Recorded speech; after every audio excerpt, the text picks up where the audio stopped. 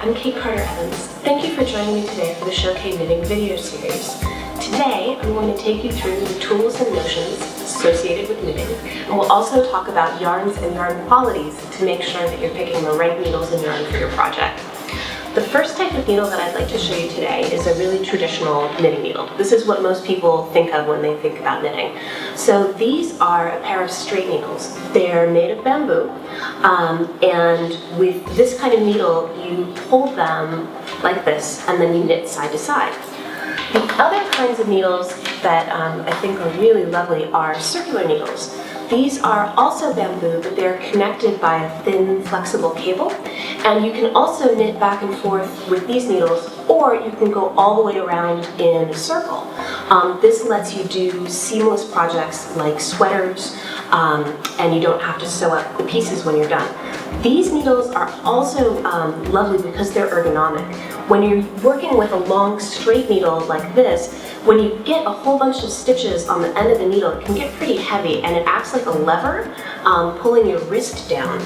But with the circular needles, your stitches just slide into the middle, so you don't have that tension on your wrist. And if you end up knitting a lot, that can be a big help to your joints over time. The other kind of needle that you'll often see are these little guys. This is a third type of bamboo needle.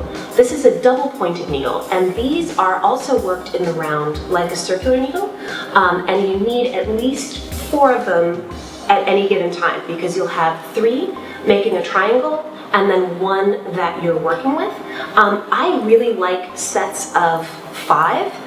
Just it makes it a little easier to get around the corners. They can get a little bit tight if you're only using 3.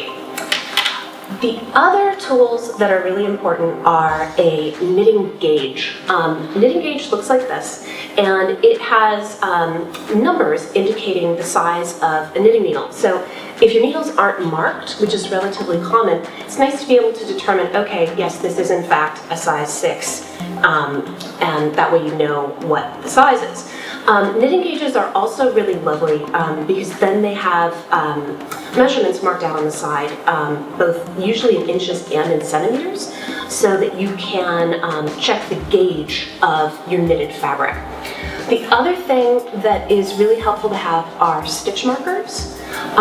These are useful particularly when you're working with a pattern. You can indicate where you are in the pattern, and it also helps if you're working on a really, really long project. You can put them every 10 or every 20 stitches, so then you don't have to count as frequently.